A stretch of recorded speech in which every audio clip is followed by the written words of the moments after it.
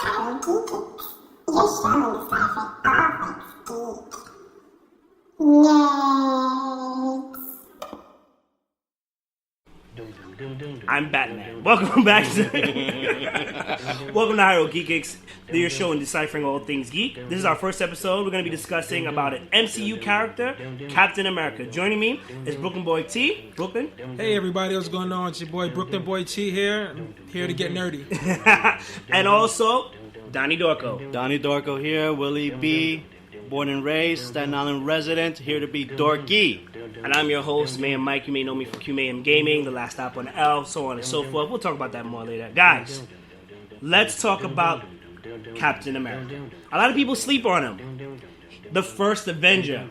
I mean, come on, he's kind of like Wonder Bread. You know what I'm saying? He's like the bread that's there. I'm not talking about that he's all white. Come on, let's not get there. I'm talking about like he's just everybody takes him for granted. Yes, we know he's a leader, but what character development are we seeing amongst the MCU? I think he had the most character development of any character so far. He went from literally being on one side of the fence to the exact opposite. Okay. Mm-hmm. Definitely, for sure. I mean, coming from the first Avenger, I mean, we needed an origin story. Everyone had to know where he's coming from. Then fast forward to the Avengers, still trying to readjust to a new life. Right. Fast forward to Avengers 2. Oh, did Winter Soldier come before Avengers 2? Winter Soldier. Okay, definitely huge character development in Winter Soldier, for sure. You can see you can see it clearly even the beginning of the movie. My favorite movie. The checklist that Falcon gives him, be like, hey, check this out and whatever. You see like all this bunch of stuff on this list: Star Wars, Rockies, all the Godfathers, minus Part 3. but overall, you know, he's trying to readjust to a new life, not just a new life, but a new time. It's a different time. Everyone he knew is basically gone. Okay, I agree. No, so the first Avenger actually came out in 2011. So far away, you know. Hugo Weaving is the Red Skull, aka Mr. Smith from the Matrix. Mr. Anderson, them guys, you know, he actually did his thing. I can't front. When he plays a sadistic bad guy, no matter what reality he's in, he's doing his thing. I agree. Takes place around World War II. Chris Evans is our main character. He is Steve Rogers. So when you first see Steve, he's sickly. He has all these problems. He's falsifying his enlistment forms just to get in. We run into Bucky. They keep doing these like these flashbacks, like these homages to his shield. You start seeing like the shield and the star in it, of course, which is very important. Bucky's saving his butt from being beaten up all the time. I thought it was interesting because I watched it not too long ago that his dad was an infantry soldier of the 107th division, and his mom was a nurse, but that died. His dad died from a mustard gas bomb, if I'm not mistaken. So right off the bat, the character Steve Rogers has something to kind of look forward to and kind of live up to, that honor, and that kind of drives forward because he's always trying to do what's right, but then he's always trying to set an example. Obviously, he gets his butt pounded. You know what I'm saying? For applause. He gets his butt beaten all that time, and then it drives him forward to and listen to this program. I do want to take a time out and also say, shout out to Marvel for this one because they got digitally imposing a face correct. Oh yes, Justice League. Oh yes. I'm just saying, you know, to be fair, like I said, his face wasn't the same out of the subsequent movies that came afterwards, but it stayed consistent and it was believable. Can we agree on that? Yes. Very much so. Maybe Justice League 2 will get it right. So, you know, you got the shield. They did crap on Jersey. So, Jersey, if you're listening and you didn't see the movie, I think that's weird. I think everyone's always crapping on Jersey. Yeah, Jersey. Well, Queens got it, too, in Civil War. In Civil War, so, yeah. You know, but whatever, it wasn't so bad. Barnes ended up being assigned to 107th Division. Howard Stark making his debut. I actually thought Howard Stark was actually a pretty interesting character at this point. That wasn't his debut, but it was a debut for that character playing. Right. Yeah. So like it was really dope to see him like that, to see where Tony got it from, in a sense. Stark Expo. Yes, that was dope too. So all right, let's get into it. So at this point, he's thinking of the bigger picture always. Correct. Okay, he's stubborn. Tommy Lee Jones is dope. But the problem with Captain America is he's young. He's fresh. Yes. He doesn't know. He's inexperienced. And as you said, he leads with emotion. Tell us a little bit more about why you think he led with emotion. It was an impulse and why it was wrong. Oh, well, the reason he led with emotion, it goes from the very first movie, as we're talking about right now. He's trying to get into the war, knowing that if he was to enlist in the war, he's only going to die within the first couple of minutes of the war, being whatever part he went into in that particular state of his body. At that particular state with his body at that point. Yeah. He was able to get into the program. Okay. The super soldier program. That's correct. Yep. In which his stubbornness or his will to do good actually made him. He was selected to be Captain America at that point. The first super soldier. The first super soldier. Maybe not Captain America, but the first super soldier. Right. Also due in part by that scientist, I forgot his name, in the movie. Because he The Russian. We'll get to it. Yeah. Okay. But he wasn't just looking for someone with the qualifications. He was looking for someone who he knew had heart. Right. Someone who knew had heart. Someone who he knew wasn't going to corrupt his program, corrupt what he was trying to do. Because he already ran into that with the Red Skull. Exactly. Okay. That's right. And so, and you can see it in the movie, and especially in Tommy Lee Jones' character. He even says it in the movie, you can't win wars with whatever he says, emotions or whatever. You gotta have guts and whatever. And then he, does an example, tries to prove him wrong, right. Tries to prove the scientist wrong, throws like a fake grenade. Mm-hmm. And what does Rogers do? And super soldier serum injection, jumps right on top of the fake grenade, not even knowing that it's real. But yet still here's a guy with heart who is willing to even put his life before he even heads out into the war. The doctor was Dr. Abraham Erskine. But go ahead. So it's and Tommy Lee Jones or whatever. Tommy Lee Jones was awesome. I like this. If you have something to say right now, if you have something to say right now, is the perfect time to keep it to yourself. That is dope. Like if you, that is something you want to say to somebody, maybe at your job. Somebody who has too much opinions. So I watched this movie, and what I got was he learns the hardship of war. And it actually makes him to be a better soldier. So he learns what it means to be a soldier versus what he thought was going to be a soldier. Interesting enough, Red Skull's shown he's zipped away to the Soul Gem, but we don't know at that time. Correct. So when he comes back, it all makes sense. I knew he wasn't dead. Everybody was saying he was dead. He is kind of dead. He transported. He's transported to the Soul Gem. I feel like he's dead. Mm-hmm. I feel like if your soul is in the Soul Gem, what happened to your body? Mm-hmm. But he's not in the Soul Gem. He's just protecting the soul. I mean, he was kind of transparent in Infinity War. Yeah. It was times you could see through him, times you couldn't. So I feel like he's dead. Okay. Let's have the viewers vote on that. I think he may be dead. Something like Hal Jordan and the whole Spectre thing at the time. Maybe a little ish. Just about. You remember when he Yeah. had that mantle for a bit and Yeah. whatever? All right, we'll come back to that for sure. So then we fast forward to Civil War. So now Captain America. Avengers. I keep saying that. Okay, so fast forward to the Avengers, the next one. That's why I have you guys here. So we fast forward to the Avengers, the first Avenger movie, and now Captain America is, I want to say, thrown into the battle. He's eager to kind of prove himself, but he's learning to deal with all those years he's missed. Okay, so we went from with something a guy has to kind of prove to show that he's worthy, he's honor bound in a sense, to now he's still honor bound, but now he's okay, I'm here to fight the good fight. I've been through it all. And ironically, he thinks subconsciously he's a better leader than Tony Stark. Correct. And Tony came into it thinking he was going to be the leader. Right. And he kept testing Iron Man. The entire film, up until the very ending, it was testing. He kept poking him. The whole Pilates thing. Right? Which is, I think that was an awesome line. Or when Thor finally came, he didn't question, he didn't ask Cap anything. He just said, I have a plan, attack. Left the plan. Right. I feel like this was a great Captain America moment when Tony made a joke, and Captain was like, I get it. And everybody's like, come on, bro. Yes, yeah, monkey. Everybody's just like, okay. I get that reference. Yeah, So, this is a great continuation from Marvel because they're keeping it consistent. There's no time skip. It's like, oh, now he's caught up. No, he's still catching up. Right. And it's just like, that's something that's kind of lost in the first time. Because I remember watching it and I was like, I didn't get that at first. It kind of went over my head. But to be fair, I didn't watch the first Captain America when it first came out. I didn't watch the first Avenger when it first came out. I watched it after the Avengers. What did you think about the Captain America on this movie? For Infinity War? No, for the Avengers. For the Avengers.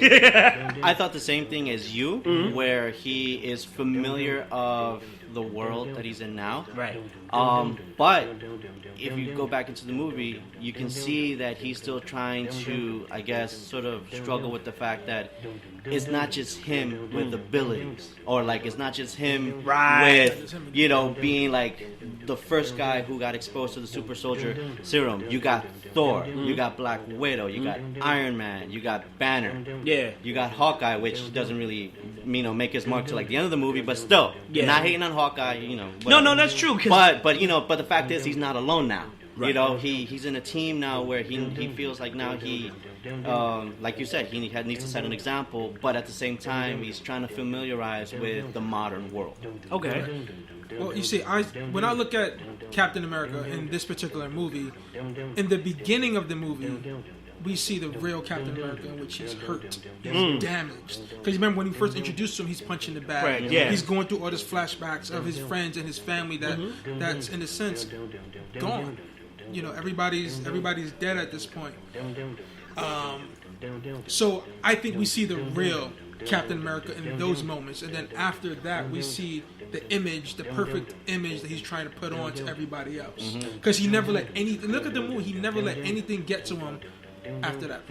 I feel like one thing that kind of came up when you said that is, I also feel like he was trying to be a leader of this group. He was trying to have his input, sure, but I don't think he was ready to be a leader because he was still hurt. He was still trying to fit in and trying to see what's going on, which is interesting because whenever you think of Captain America, he is the leader. He's the rallying point. He's the spirit. You know what I'm saying? And at this point, he's the youngest guy there. Well, youngest / oldest guy on who's the doing roster. Pilates, making us all look bad. You know. All right, so the next movie is The Winter Soldier. And, you know, this is a classic. This is a classic so much I had to buy the movie myself and watch it again and again. Captain America, first of all, I love the change in suit. Obviously, Chris Evans is like hitting the gym crazy, okay? Like, I want to join it, but at the same time, I don't know if I'm ready. Soon, you know? Soon. I see you looking me up and down, but soon. To me, I think that should have been the suit in the first one. Agreed. Yes. But to be fair, they had to do, as a continuity issue, they had to show progression of the suit. And if you watch the first Avenger, the first Captain America movie, you see everything is so dated. And it's like, why are they using that metal? Right. But look at the time it took the place. You know what I'm saying? Look at the time it took place. So I feel you on that one. They definitely should have. But because that was like a Shield made suit for him, right? Yeah. Correct. It was not even a Shield made suit. I think it was almost like a propaganda suit. You know, because I don't think they What, the first Avenger? The first Avenger. Oh yeah, because they wanted to sell bonds with it. Right. So if they show the flag on his body, you know, the bodysuit, then it's like, oh, okay, America. Yeah. You know what I'm saying? Buy more bonds, help soldiers out. So anyway, back to the Winter Soldier. At this point, Cap is introduced to the real world. And the real world isn't just that Hydra infiltrated S.H.I.E.L.D. and Hydra's pulling all the buttons, pulling all the strings behind the curtains, but he doesn't know who he can trust. He has nobody, really. He doesn't know who he can trust. Even the girl he's interested, who lived, his neighbor, was an agent. You know, and they've been spying on him ever since he woke up. They've been spying on him ever since he woke up. So along with Black Widow. When we talk about Black Widow, I have so many non-positive things to say about her, but not in a bad way. It's just like they could have done so much better with her character. But we're going to talk about Captain America. How did you feel about this movie, Mr. T? Well, what he did... no relation. As you can see, yes, his trust in everybody was starting to waver. Yes. He's starting to waver, which is why he gravitated so much towards Falcon, Sam Wilson. Yes. One, because he kind of saw himself in Sam. He saw himself in Sam, and when Sam spoke to him about him losing his own wingman made him think of how he lost Bucky. Which is, brings the movies full circle towards the end. Right. But this movie, we definitely saw him start to flip the switch, where I'm not going to just follow orders anymore. Now I'm not only going to lead my group, I'm going to lead the world and do what is right. Yep. Good. Yeah, same exact thing. I mean, you couldn't, you needed someone, or he needed someone, should I say, to relate to. And that's where Falcon, or whatever his name is, Sam Wilson, yeah, comes into play. And so when he goes into like the group meetings and they do like the whole like what was it the sessions that they did, post traumatic sessions and whatnot. So to see him there, it kind of, if you look at it, took him by surprise. He was like, you're here, and then as the scene plays out, he realizes like, oh, here's a guy that also lost a lot too, but like he definitely sees a lot in Falcon, and plus at this point he was struggling with trust, who to trust, and he felt at that time that the only person he could trust, especially when the whole Hydra thing came into play, was Wilson. And I actually think the reason he went to the meeting to begin with was, one, he knew somebody there. That makes it easier to go to any type of meeting like that. Of course, yes. And then two was he really needed to go. Because before that scene was the scene, I believe, I could be wrong about this, but before that scene was the scene with him and his love interest from the first movie, who's old now. What's her name? Carter? Yes, Agent Carter. Agent Carter, there you go. So he went to go see her, and this is where you can see Chris Evans, his acting, because they were talking, and then she reverted to losing her memory mid-conversation, and I know what that feels like, talking to my grandfather growing up. Yeah. Because he had Alzheimer's. Yeah. Alzheimer's. So I know what that feels like, and for him to hold it together, right? In that moment, was. And you saw the pain on his face, and then the smirk that came after, and trying to make her feel better. That was just to me. That is who Captain America is. Hide your own pain to make everybody else feel better. A consistent theme right now from the Avengers up until Winter Soldier is him catching up, because having a talk with Sam Wilson as they're jogging, or rather he's jogging past around him, is here are things you need to catch up on. And if you ever get a chance to watch the movie, pause it and you get to see like a great list of things. The Beatles, Star Wars, The Godfather, Star Trek, Godfather. So like they go in. Rocky, yeah. One thing I will say that's been continuous is trusting Nick Fury. Yep. Trusting and non-trusting Nick Fury. Because Nick Fury will do whatever it takes to save the world, although he believes in the team, hence why he didn't launch the nukes at Manhattan. But at the same time, there was a lot of things he was hiding, like the weapons that they were going to use from the Tesseract to fight against beings like Thor, as guardians, if you will. But even in this movie, The Winter Soldier, there are things he's hiding that he's not telling him, like who's in command. Obviously, the main, is it protagonist? No, the antagonist, is Bucky, the Winter Soldier. Right. And, watching that scene when they unveil it's Bucky, like, I knew who he was because I read the comics, but when he took the mask off and he's like Bucky, and he has that moment, he's like, what? And then he's like, yo, first Who of the all, hell is Bucky? Can we just talk about how bad Bucky is hand-to-hand combat-wise? Some of the best hand-to-hand combat you've ever seen. Seriously, he's giving Cap a run for his money. Although it could be argued he's holding back at this point, he's still giving Cap the business, and he gave Black Panther the business a little bit too. Yep. Yeah. Fair enough, right? Well, I would say that him and Cap were going at it before the mask came off. So he didn't know who it was when they were going. You're right. You're right on the roof, right? So, obviously, towards the end, Cap realizes he can't trust anybody. Hydra's in everywhere. So did what's his face, Fury. But he is driven by that impulse yet again to save Bucky, no matter what. It's his buddy. Right. It's his friend. He lost 80 years ago. I agree. And at this point, it was mission. You see, the difference between here, and we're probably gonna save this for when we talk about Civil War. But it was mission first. In Civil War, it was not mission first. I will say this: there's always a motorcycle scene in Captain America movies.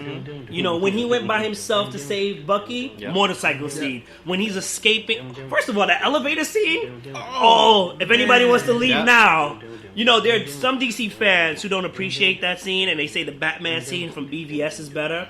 I like to think they all in their own category, and if not, they're the same.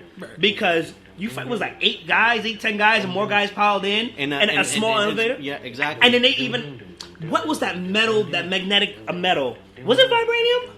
I don't think it was vibranium because he broke it. Well, he broke it with the vibranium shield. I don't know what it was. Right. Yeah. Okay, we're gonna have to look into that. We're gonna have to look into that one. That's some geekness. So what's the next movie that we got to talk about after Winter Soldier? Age of Ultron. Yep. This is an interesting movie. Very. So, Age of Ultron for me, first of all, was the year of faceless actors, voice actors, who were doing their thing. The guy who voiced Ultron, whose name has escaped me right now, I think he did a great job. James Spader. There you go. Mr. Spader actually did his job. He did his thing. The script maybe wasn't for the liking of Ultron, but I still felt like he did his thing. We also got our first secret that Captain America could be worthy enough to lift Thor's hammer. I believe he did. You believe he lifted the hammer? I believe he was able to lift the hammer, and in turn did not lift the hammer because he didn't want to show up Thor.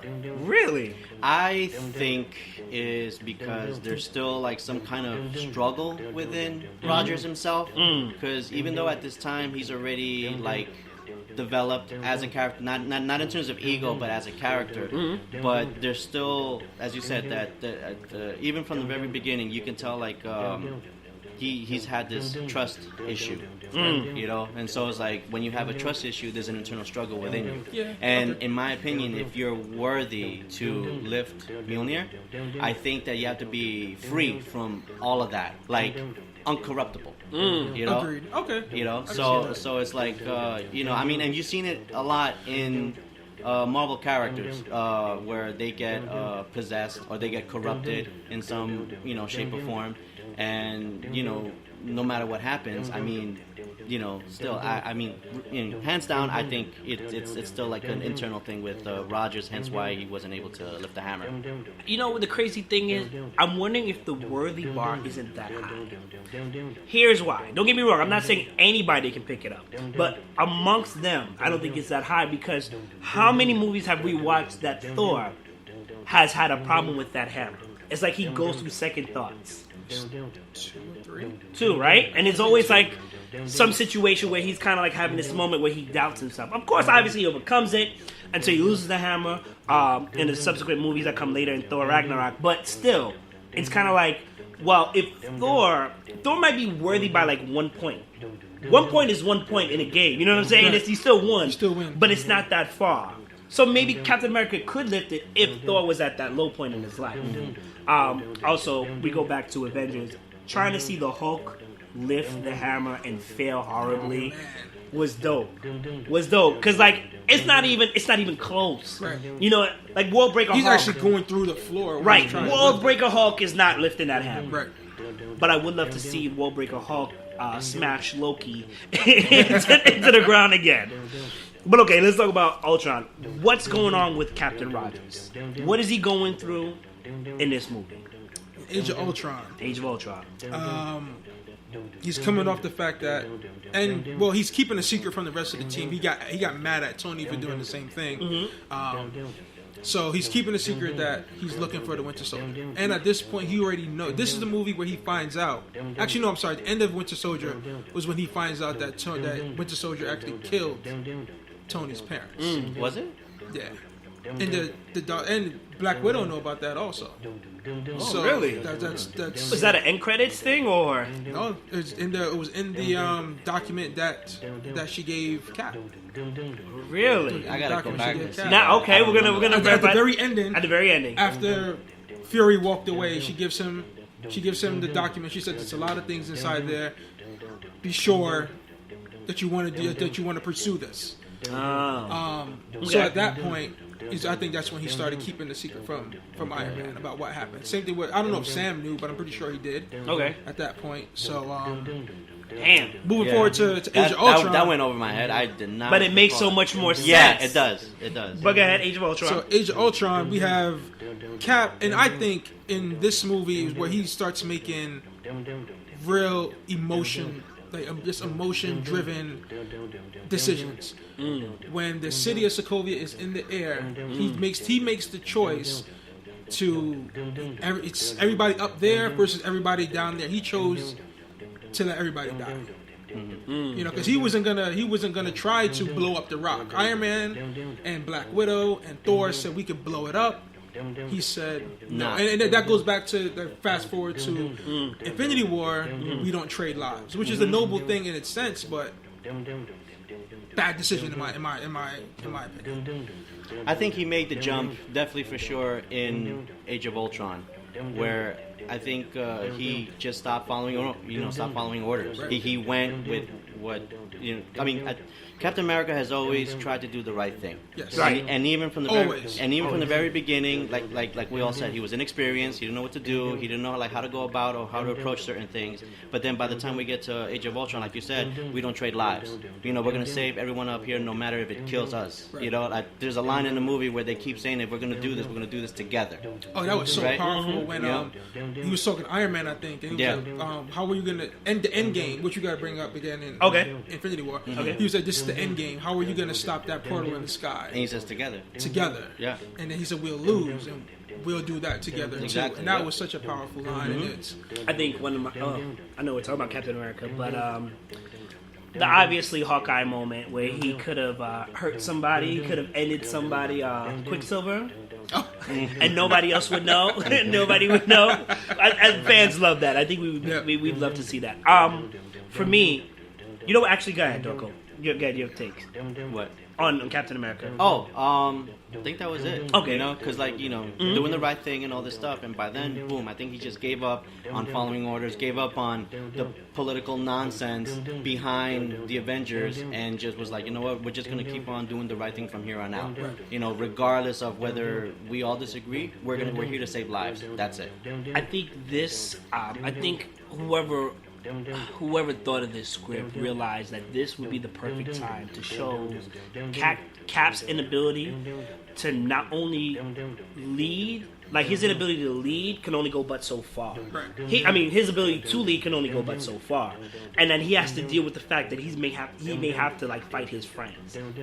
You understand? the fight happened Right, in the movie. right. So he has to fight his friends, but he's trying to keep them all together in the name of truth, justice and all this other what's right, and he's thinking that would be enough.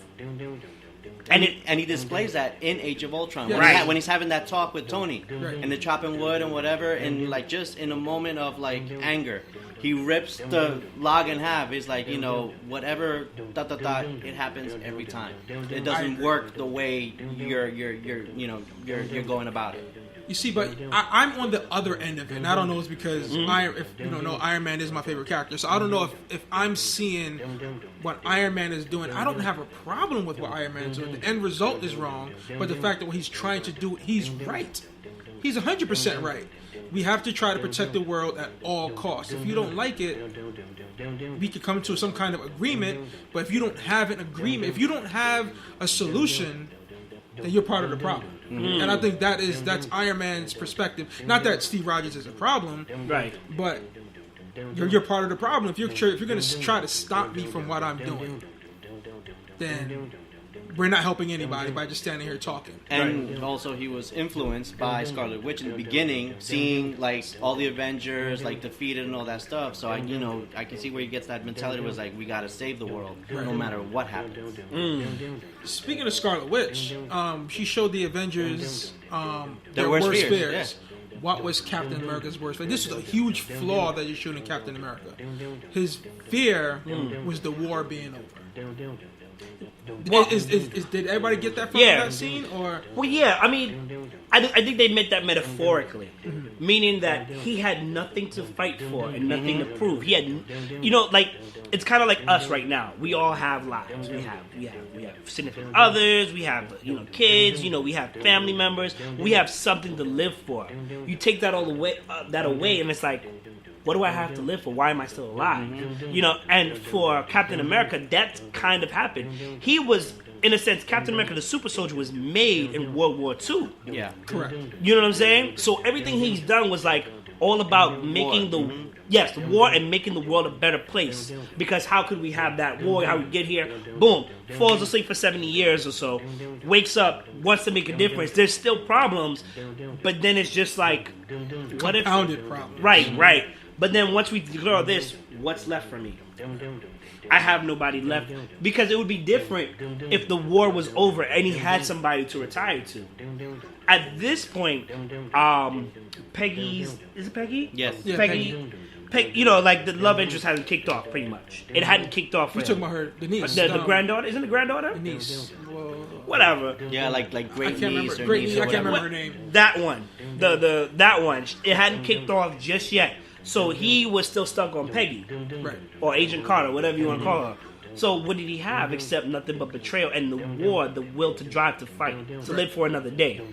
I think, looking at it, it wasn't necessarily a flaw, but it wasn't painted out perfectly or easily. Correct. And I look at it also. He just hates Marvel films. That's all right. I do not. I love Marvel films.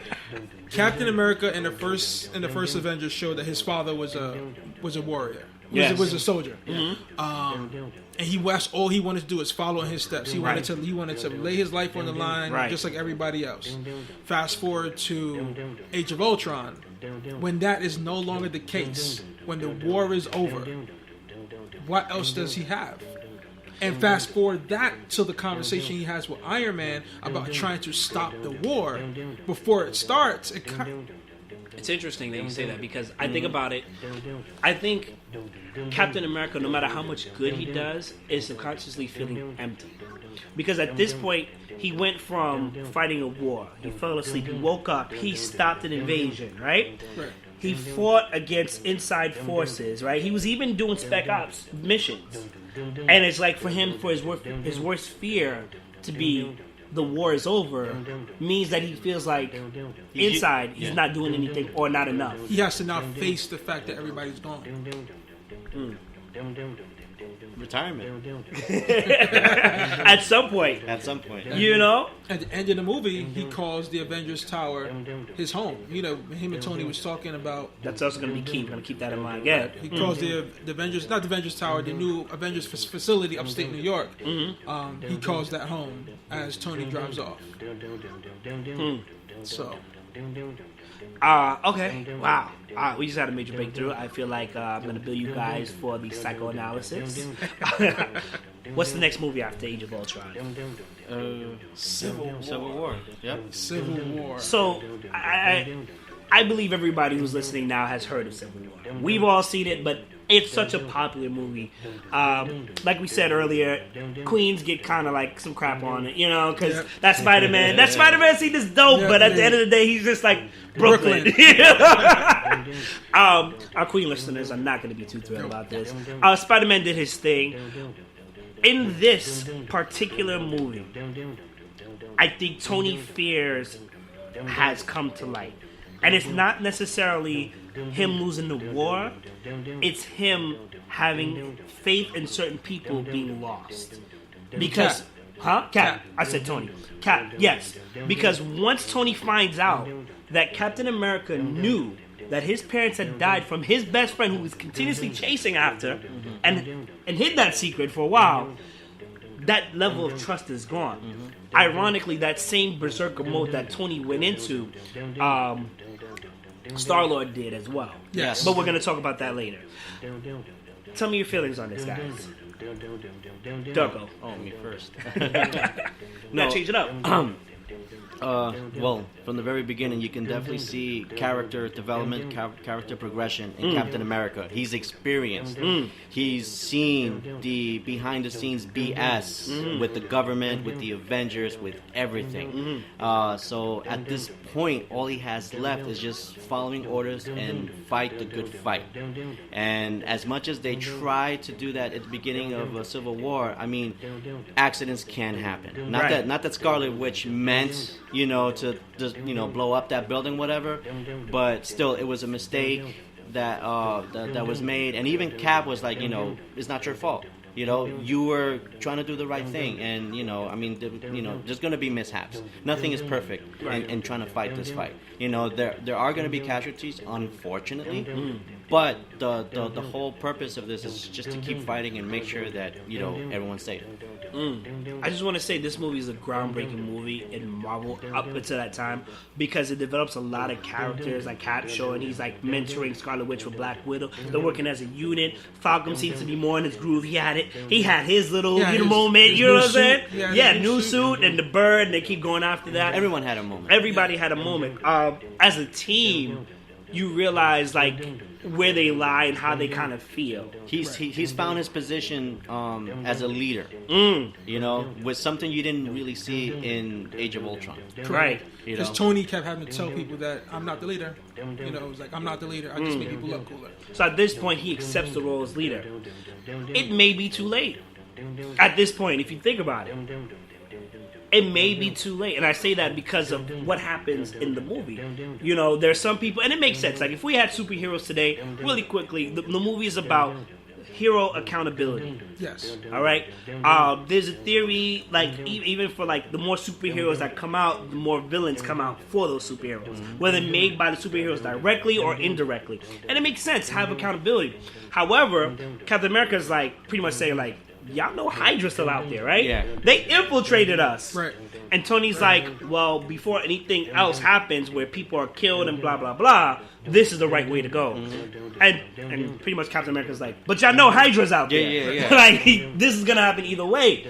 Agreed. And I think that's why Tony wanted to insert himself into the organization. Because, if anybody's there, if anybody's to be trusted, it was Tony. Tony could be trusted. But with Ross there, we've seen as the movie progressed that the role that Tony thought he was going to have was not a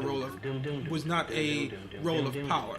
Because he couldn't even do anything. He was basically in a position to be a yes man and to be a middleman, kind of like a liaison between the Avengers and the government. Yeah. Real quick. Which I think that's a position that Rhodey ended up taking. Yeah. Is that the same Ross from The Hulk? Yes. The one with Edward Norton. Yeah, I just want to make sure. There's two Rosses though in the movie. There are? The other guy who showed up in Black Panther. He was also Not Ross from Friends, but go ahead. his last name was also, he was Captain Ross. Any relation to No. Thaddeus? At least not Thunderbolt that, Ross? Not that they mentioned. Okay. Thank you very much. I just want to clear that up. No, because it's interesting on how things have changed. I wonder if he's still going to be in future Marvel movies and what's his role going to be. I think he's going to have the role more so of what was the guy who was killed in the first movie? The agent who was killed in the first Avengers movie? Agent Smith? No. Smith. Colson. Coulson, yeah. I think he's going to have something Son of Cole. But he didn't die. He didn't die. Right. Like, but is it? No, he was injured, and Fury was like, we got to bring him back to life. Fury was like, his cards was kept it on him, which they were in his locker. He made him dabbed leave. it with blood on him and Right. threw it on it. Come on, man. So Fury used that as a rallying point to bring them together. God damn you, Fury. So I look at this movie as rebellious phase Cap.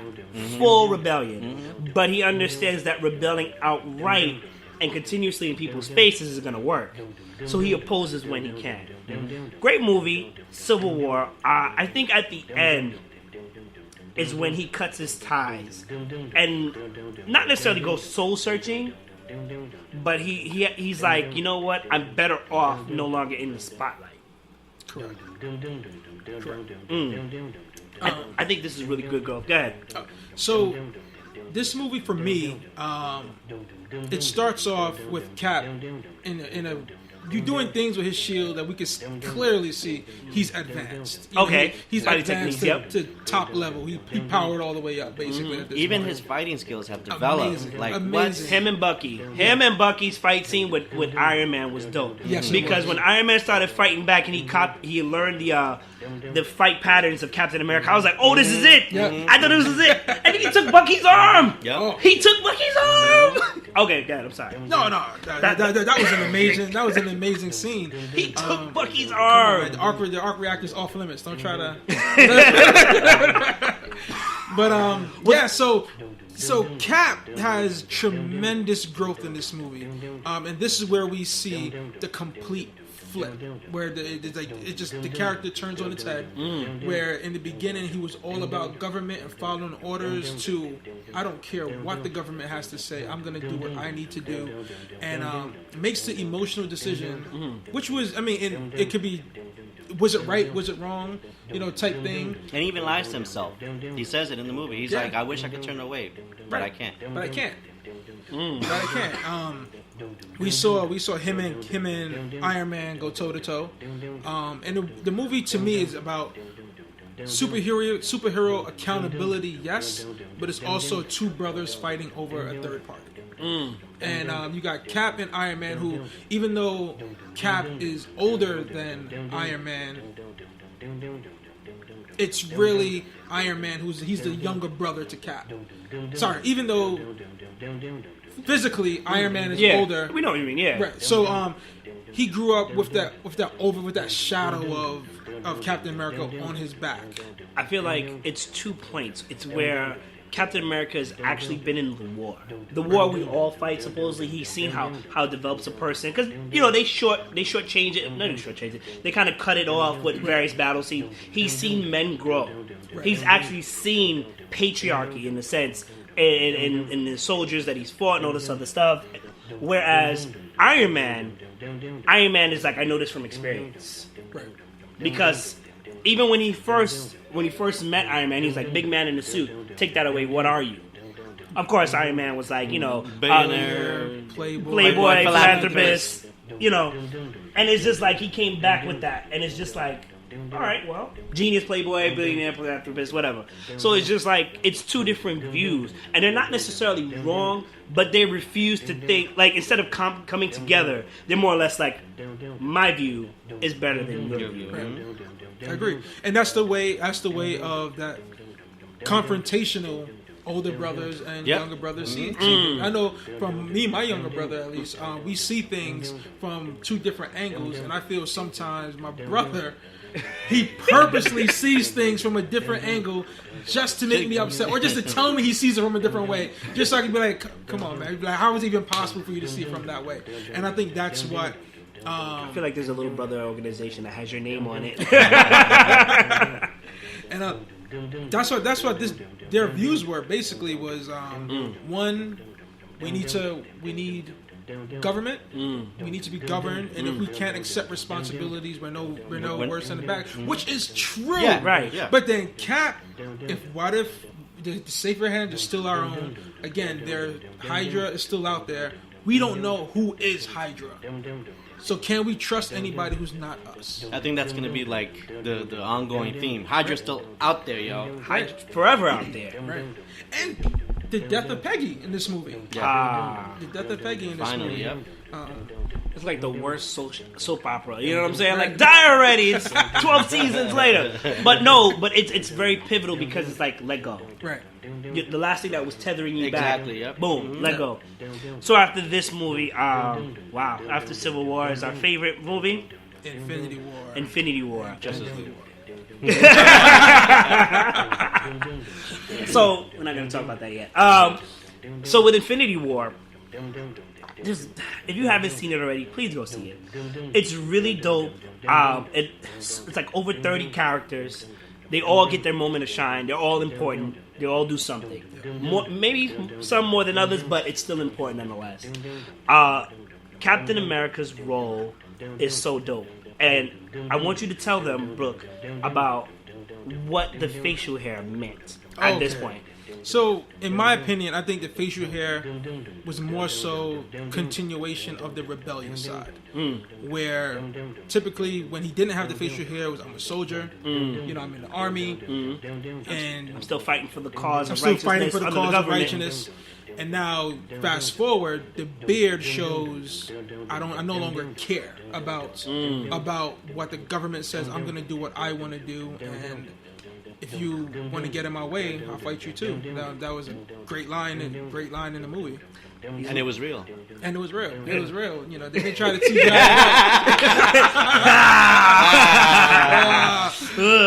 It was real, you know, but at the same time, the gloves are off. Yeah. It's, you know, the sleeves rolled up. Yep, exactly. I mean, not for nothing, people can argue that he was in hiding. So he needed to grow a beard. Not that, we all have beards as I look around right now. The beard doesn't necessarily change your identity. It doesn't necessarily hide you. But at the same time, I agree with you. At this point, he's rebelled fully. I'm no longer a soldier for your army. You know what I'm saying? I'm for a different army because your army's all messed up. Hydra's still out there. Plus, it keeps him in hiding. Remember, you know, up until Civil War, he was short hair, clean shaven, Captain America. His face was everywhere. I mean, look at if you go to Spider-Man: Homecoming, those videos that they show and the thing, you know, like that was his image. Yeah. And then you know, having to, I guess, be on a hiatus or go into hiding or whatever, it changes his appearance, you know. And plus, if he, you know, they don't really say if he was on like little missions here and there between Civil War and Infinity War, but I'm willing to bet that he was off saving, you know, doing missions, saving the world on his own time. But you know, he wanted to keep his profile low, stay in hiding, and by, you know, changing his appearance, I think that would have made sense to me. I'm trying to think. I agree with that. The dialogue between him and Thor, where Thor's like, you had to grow my beard or whatever. Yeah. He's like, haircut. Yeah, the haircut Cutting my and beard. Yeah, and that's dope. That shows the familiarity and kind of like his bond with the other team members. Also, shout out to Captain America running as fast as T'Challa. You know what I'm saying, into battle. Man, they both wanted amazing. all the smoke, all the smoke. I was also very sad that they didn't give him his shield. Yes. I wonder why. But, you know, I was happy he didn't get the shield. You think he didn't want it? I don't think he didn't want it. I think it's in. I think Tony probably has it locked away somewhere, and Tony wasn't there to give it to him. I think if Tony was to give it to him, they would have to meet. I think it should be Tony to give it back to him, and Tony wasn't on Earth. Okay. And plus, from watching the trailers, I know now not to trust Marvel trailers. Ooh. Oh yes, like that scene with them running. I think me and you spoke about it.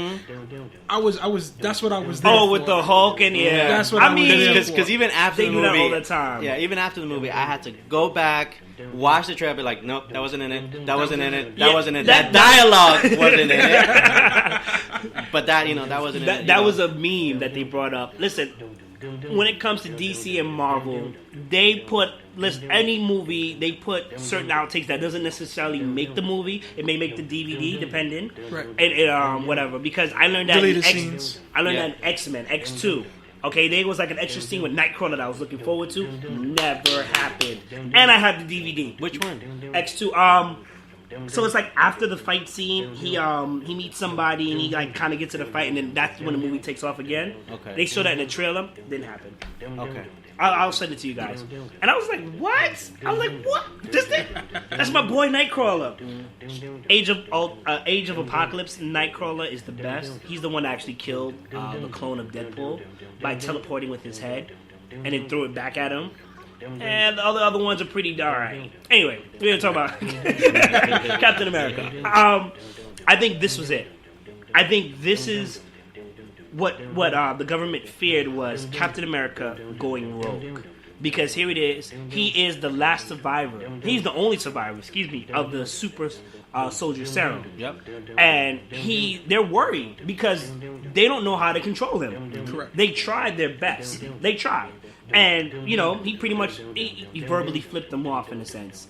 Shout out to Don Cheadle, who's actually walking in the movie again, who helped him out, you know, and it's just like, Court-martial. it's like, what are you going to do now? You know, especially when a lot of the other superpowered people are on his side about this one particular topic. Yeah. You think at the end of Infinity War they're going to try to arrest him? No, they're going to be like, all right, do your thing, we'll meet up if anything, you know? Exactly, yeah. And plus, he's not, I mean, it you know, it's all perspective. The government sees him as, you know, as you said, going rogue.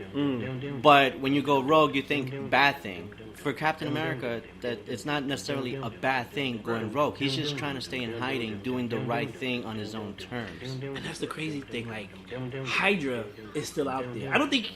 Maybe the listeners don't understand. Maybe that's something they could like fill in in between Infinity War and Civil War. You know, maybe he was out there doing missions, tracking down Hydra one by one. You know, the problem with Hydra is at least in the comics particularly, it continuously multiplies. Yeah, it's like what's the thing that Daredevil has to go through? League of Shadows, League of Shadows, because League of Assassins is DC.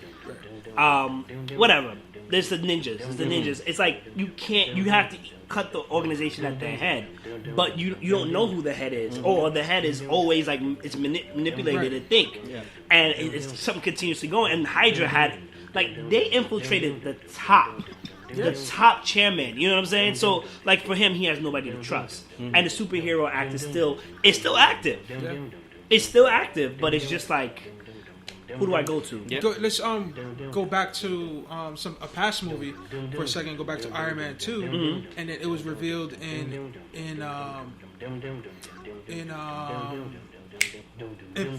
Winter Soldier that the judge who was trying to get the Iron Man suit from Iron Man at that point was Hydra. So can you imagine if Iron Man felt the way he did then as he do now? He would have gave it over, and at that point that would have been the game over. Yeah. Wow. Wow. Blew my mind. Okay. So let's talk Avengers 4. Avengers 4. What have we heard so far? I can't even sleep about that movie. So, the theories all around. I think if they find Thanos, obviously, I'm looking forward to Adam Warlock. Yes, thank you very much. You took it so. Because he's going to be pivotal in defeating Thanos. Yeah. I mean, it's in the comics. It's in the comics. That's why, like, when I went to see Infinity War, and everyone was like, what? And I'm like, what? You didn't read the fucking comic? Like, that's what happens. Yes. Like, Thanos snapped his finger, saw the sunset, and he was home. That was it. I do want to see whether or not the Hulk holds up a mountain for all the team as they did in the comics, because I feel like that's an iconic moment. That's just to show you how strong the Hulk is. Right. You know what I'm saying? They can skip over it, but I would love to see that. I think what's going to happen is if they don't reset reality, right, and everything goes as planned, I think Captain America and Tony are going to reach an agreement, and he may get his shield back. I feel some characters may not make it. Well, it is put out there that this is Chris Evans' last movie, Marvel movie. So officially, because he hasn't signed his contract yet. Yeah. I mean, so then again, same thing for Thor, but because I feel like cut the check. Yeah. They'll be right back. But at the same time, think about Disney buying over Fox, and the rights to oh my god, X-Men, Fantastic Four. This is a good chance for Marvel to introduce these characters in the next phase. Agreed. And so it's like, what better way to introduce that with the next phase? So if you're gonna go according to the comic book storyline, then if Cap is definitely done after Avengers 4, either Sam Wilson or Winter Soldier. Yeah. I don't think Winter Soldier, because of the direction that they're putting him in. I think he's going to be more so of a Black Panther character moving forward. He'll be White Wolf. Is that like a moniker that he had in the comics? No. Well, there is a White Wolf character, and what they did was merge the White Wolf character with Bucky Barnes and. Just kind of mash the two together, basically. I believe the next Black Panther king will be his sister Shuri.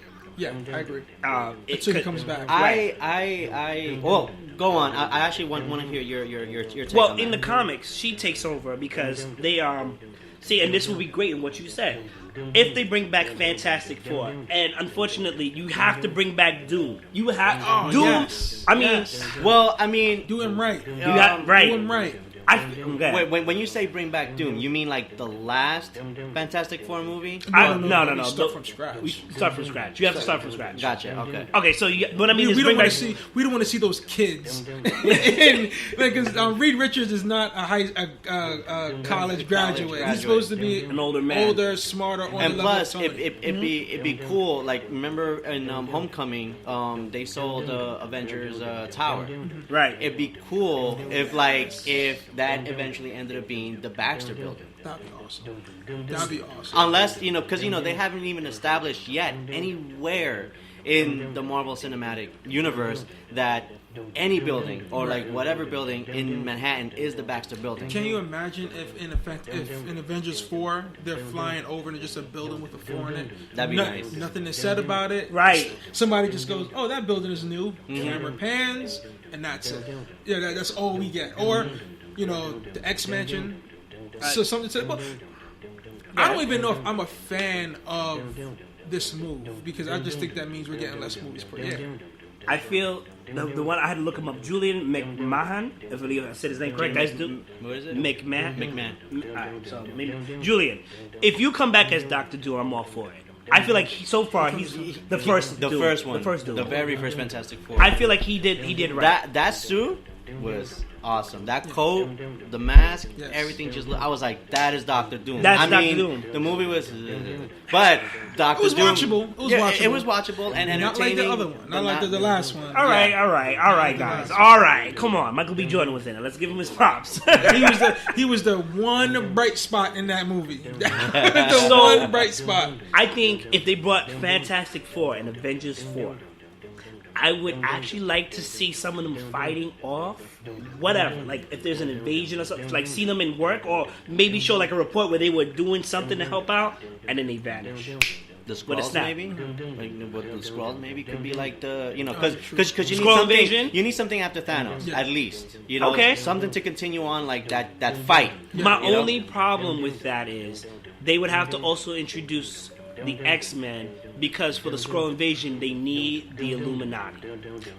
Well, I think Because remember they captured them. That is true. Oh, that's true. Right? Yeah, remember they had them in the so that's a big key. I don't think that's going to happen in Avengers 4.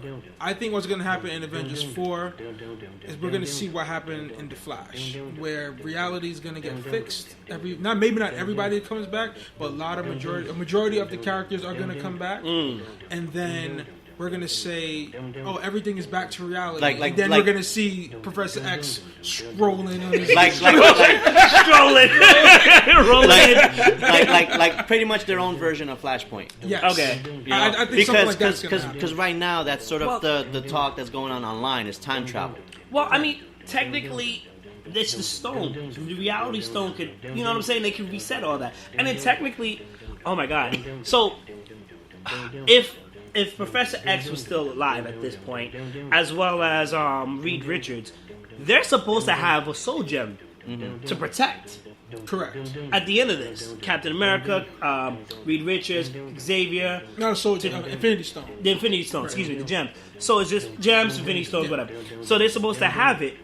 So it's going to be interesting to see how that pans out too, because they can't up until was it Secret War 2? Yeah, Secret War 2. The gems were still there. No, was it Secret War? Yeah, Secret War, where Captain America tried to use the gauntlet to stop the merging of two universes, if you will, and it broke. Yes. Yeah. So I mean, they can always retcon it, different things, but that what I'm saying, like. I don't think they can put the X-Men and Fantastic Four fully in Avengers 4. No. Unless they make an Avengers 4 like a 1 and 2 movie. Maybe like introduce them like little snippets here and there, and then in due time, boom, their own movie. In the next phase or whatever. I just don't want to see it rushed. I don't want them to take the Justice League approach. Boom! You mean like take the Curse of Warner Brothers approach? Exactly. I don't want to see them rush if they do, I mean, I'm not a fan of seeing the X-Men and Fantastic Four in this world. Greedy executive. Just because I'm extremely selfish and want to see more movies. They're not cutting a check for us at all.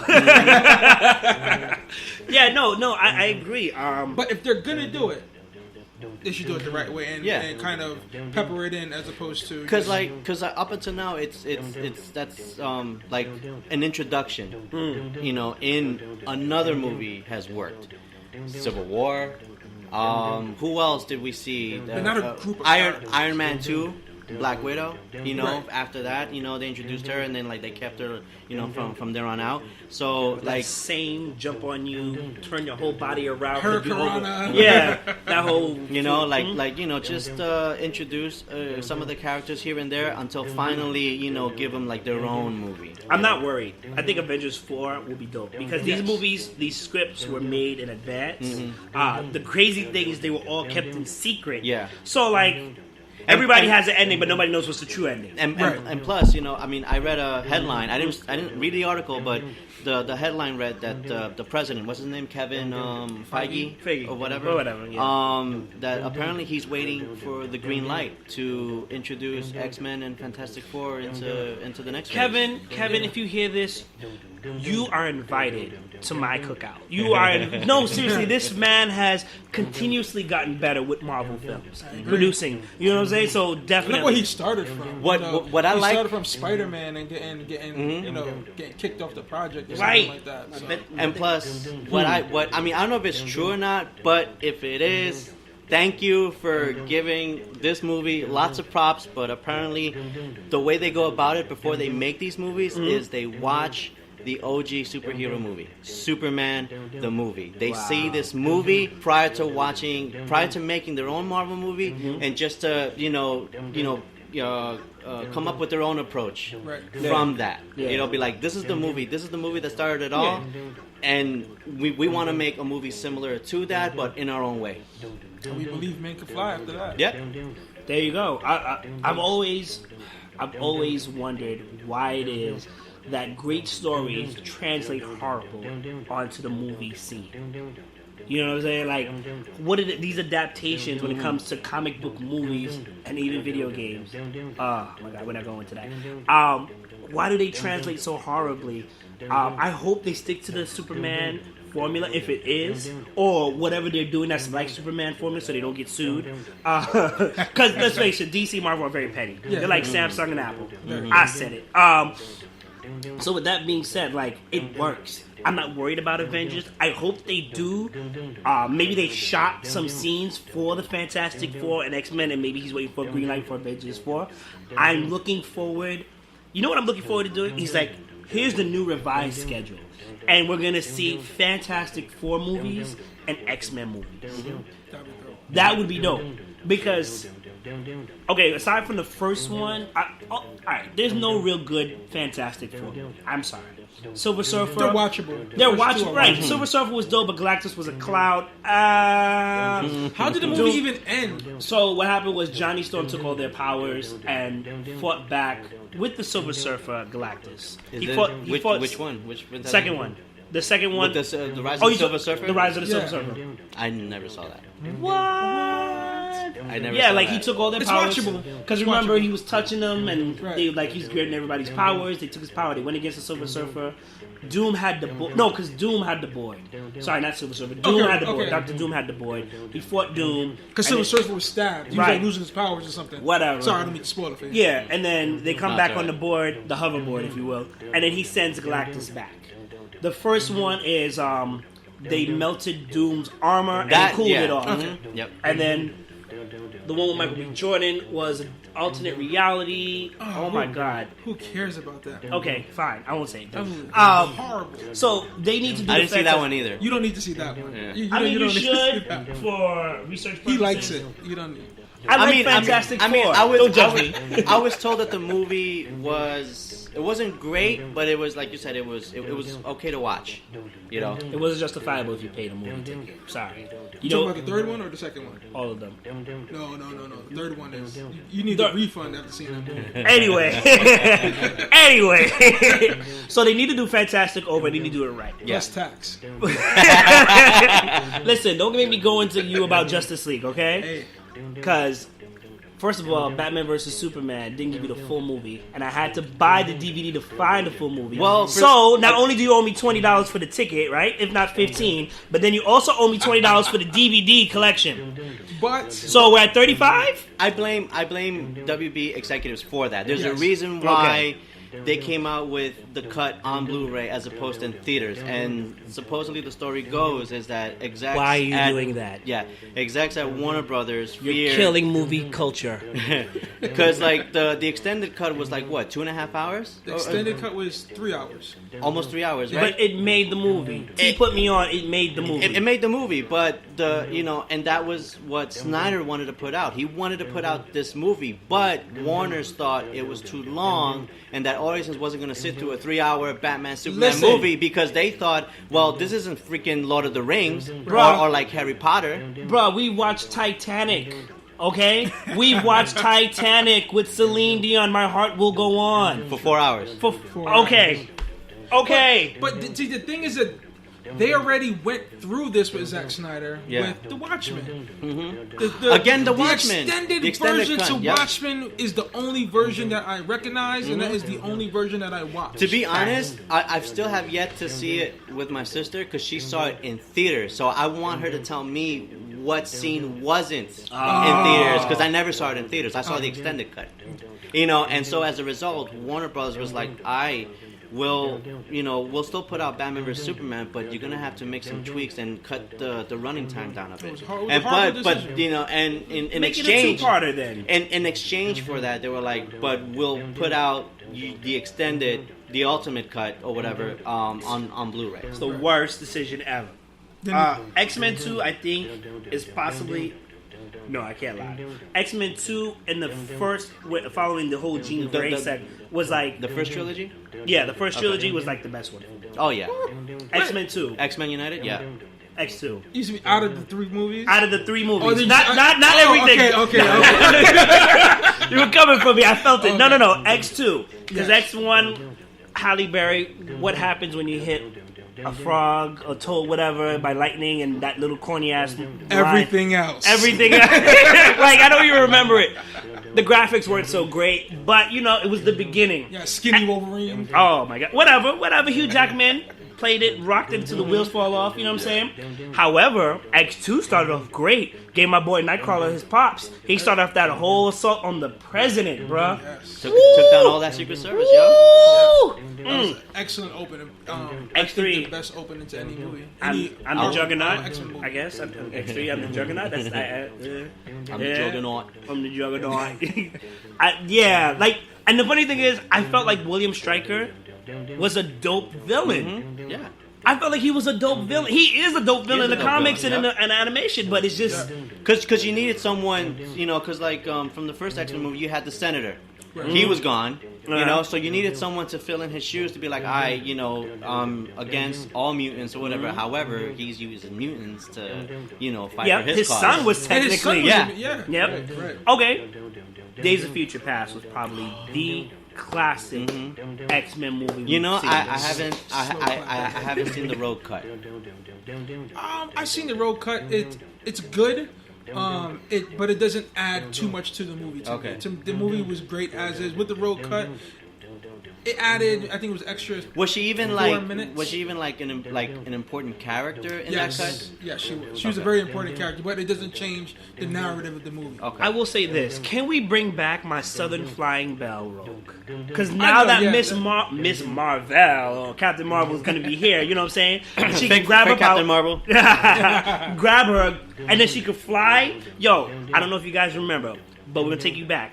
Remember the arcade game X-Men versus Street Fighter? You remember when you played as Rogue and you grabbed her and she'd be like, "Get ready," and she'd knock you down? Yo, that was dope. Like, I need that Rogue. I need that. I don't want to fight, but you know what? You made me fight, so here we go. Yep. She'd tell you, "Get ready," and then knock you down. Oh, Okay. They need to bring back that version of Rogue. Desperately needed. Yeah. All right, well, I did like I don't know what the actor's name is for the first 3 movies for Rogue and Days of Future Past. Oh, she's such a familiar face. Anna Paquin. Anna Paquin. There you go. Yeah. She did a great job as being Rogue, and but that's just not the Rogue that we're familiar with. Yeah. I mean the Rogue that we're familiar with. Fox, X-Men, early 90s cartoons. That's the Rogue that I remember like watching, and that's the character that stayed in my mind even from then on out. Like to me, that was Rogue. That's what I'm talking about, man. Because when she got even if they brought back Morph. Oh, man. That was a tragedy back then for me. Yo, what? First episode. Yes, exactly. Yes. But you know what was crazy? When he came back and he was messing with everybody, and Wolverine had. You remember that fight scene where he lured Wolverine into the dark, and he had to fight the Sentinels, and the only time you saw Wolverine was when he was jumping around and Sentinels was firing the beam. Yo, that's when Wolverine was badass. Yeah. That now he's like first to the fight, first to get hit. Maybe like when they introduced the X-Men in the Phase 4, a possible Mr. Sinister intro. You know, I'm all in for that. Yo, okay, real quickly. They screwed up on Apocalypse so bad. They did. Let me tell you why. Because I was kind of excited. I was kind of excited during that fight. Was it with Colossus when he blew up? He grew bigger, and Colossus thought he had it. He was like, "No, I can go there." I was like, "Okay, that's kind of like true to Apocalypse's nature." Everything else just made no sense to me. The 4 Horsemen didn't make no sense to me. To be honest, I didn't see it. I didn't see it only because a buddy of mine, he loves comic book movies just as I do, and he was like, don't even bother. They kind of messed it. It was like a reminder of X3 all over again. It was. Oh, that's hurtful. And even he said. I mean, I didn't see it, but he even described the scene where they went to see Star Wars: Return of the Jedi, and they were like, "Oh, the third part is always bad," almost like a foreshadowing. But was that also directed by Bryan Singer? I'll check it right now. I believe that was his last one. I believe that. Okay. Horrible. Yeah. I don't know. I'm not 100% sure on that. Wait, Age of Apocalypse? Yeah. But Age of Apocalypse. but even I was on board with the whole Apocalypse thing, but his look though. Yeah. They changed it. Yeah. Like his look. But you know what though? If you go online, I forgot the name of the company. There's a special effects company that does makeup and stuff. They made a mold of because I think the way it works in Hollywood is I guess they look around for all these different special effects makeup companies to see who does the better job and stuff. And there's a picture where this one company did this mask or this bust of how they wanted to present Apocalypse. Yo, if you find that photo, it looks exactly like the Apocalypse that I remember from the X-Men cartoons. It looks exactly like that. And I was just like, why did you reject this and we got that? Is this it right here? Yes. So artist Jose Fernandez revealed that his studio created an unused Oscar Isaac Apocalypse mold. And if you go Google it, guys. If you wow, That looks amazing. wow, That's Apocalypse. I'm not gonna lie to you. If they put this up on eBay, I'd buy it, or Amazon, I'd buy it. This is dope. Is that on Pinterest? It's on Pinterest.com too. Yo, this is Apocalypse. There's this one part in is it Age of Apocalypse or is it just Apocalypse? Let's say Apocalypse for now. Let's It's say not that Apocalypse. important. And this is the part that got the movie for me, where it was just laughable at this point. They're trying. Magneto has a force field around. He's doing some magic stuff with the Earth, terraforming it. And Quicksilver finds out that that's his dad, and he tells everybody this is my dad, and so he's gonna try to go talk to him. Okay. So him and Mystique, they go up to the portal. They can't get in. So Quicksilver goes try to find a way in. Can't find a way in. They need to talk to Eric. So Mystique just screams out his name. Hey, Eric! That's how they get through to him. And I was in a movie theater. So what? It broke his concentration. It broke his concentration. The only great scene that I was told regarding Apocalypse was the Quicksilver scene when he gets everyone out of the building from the explosion. I'm not gonna lie to you. That scene it was so iconic. The Flash used it in Justice League. Not like that. Not like that. I know, but they definitely. Yes. But They definitely. I am not okay. Let me not sit here and say they didn't copy it fully, just like how we didn't copy the Superman formula. I'm not saying that, but it was so badass because Quicksilver is kind of also like a background character. Yeah. You know what I'm saying? Up until recently, not before the movies, actually in the comic books, he was. And him and his sister Scarlet. You know, especially when she said no more mutants. But to put him on the screen and have him act that way, definitely translated to Justice League. And I think that's also gonna be like the standard for any speedster to come. Well, it has to be. to be fair, I think in general, whether it's cartoon, live action, or whatever, I think whenever you have a speedster character, you're always gonna see like a slow-mo scene. Right. It's just so. I mean, they do it on the Flash TV show. Now, I feel like when it's live action, they slow it down. Animation, phew. Yeah. Because that remember WB Superman? Yes. Remember when he raced the Flash? Yes. Okay, WB Superman. The animated series. Back when Superman, late 90s. Back when right. Superman's the chest, big upper chest, yeah, and and the skinny small, legs. yeah. But nobody knows Clark Kent is him. Okay, so if you remember that race, it was nothing but blue and red. And they didn't slow it down. And that's how it's always been continuously for animation. Live animation, live films, they just like, you know what? Slow it down. And it makes more sense. Because while everybody's moving in slow-mo, you're seeing the Flash, you're seeing Quicksilver, or whatever speedster is just doing his thing. It was a dope scene. The first time It was we've a dope actually scene. even seen I'm not gonna lie. that slowdown was actually, I believe, Smallville. I think was the first Yes. time Oh we've my seen God. that. They started doing it. Yeah. Right. And then the first race between him and the Flash in Smallville That was pretty cool. Cause like, I mean, you actually don't see that slow mo until the end, where like they're both running, and you see Clark is like, and then like Flat and The head nod. Bart was like, see ya. See ya. Yeah, nah, because Smokes him. everybody thought, Never to be seen Superman again. is just as fast as Flash, and it's like, no, I've just been holding back, and it's like, what?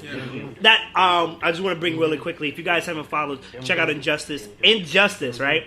I think it's year 1. The comic, right? The comic, yes, comic.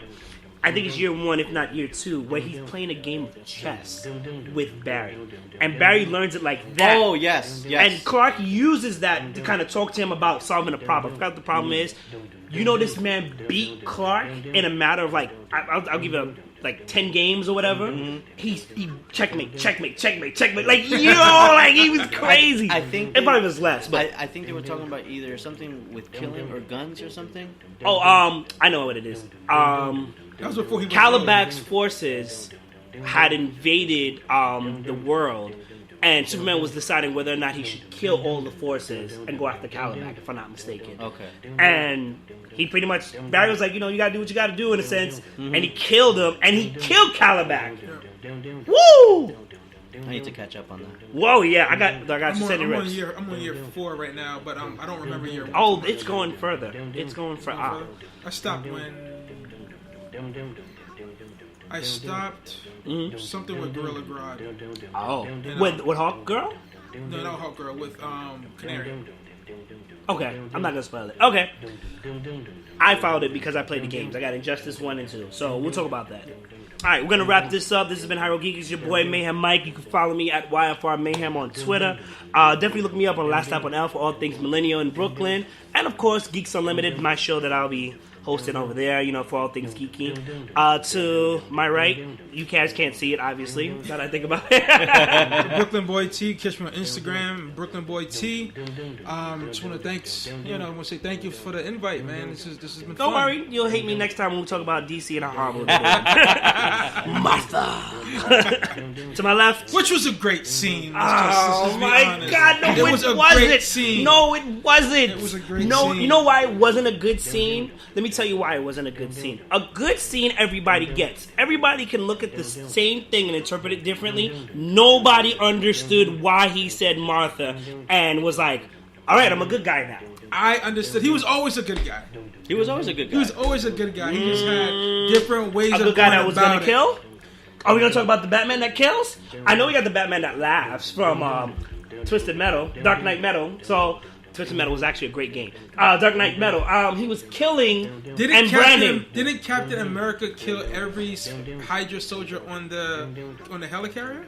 Two things. Number one, if you kill a Hydra soldier, it doesn't really count because they multiple men. Second of all, it wasn't his intention. It just happened that way. Batman purposely killed. And we didn't know why he said Martha, but Superman said Martha, save Martha, and that made Batman go, first of all, I'm not going to lie to you, I pay attention to comics, but that really made me realize both of their moms are named Martha. Really? Martha Wayne, yes! And Martha Kent. Yes! You know I know that. I know. I'm saying that's when you realize it. Yeah. Okay, let me stop. And I took it for granted, and then it's like, really though? and his father Thomas Wayne has the same name as Aquaman's dad Thomas Curry. I did not. Yeah, that one. Right? I did not know that. Okay. I used to play with Aquaman in the game, so I like Thomas. Anyway, go ahead. All right, to his left, Donny Dorko, representing Willie B, Staten Island resident. You can follow me at Never. We're gonna work on that. I stay incognito. All right, this has been the first episode of HieroGeekics. Thanks, guys. See you later. Hey guys, thanks for listening to the first episode of HieroGeekics. If you like what you heard, please be sure to leave us a like, comment, and even subscribe so you can be the first to know when the next episode or HieroGeek material is out. This is Mayhem Mike saying, let the mayhem begin.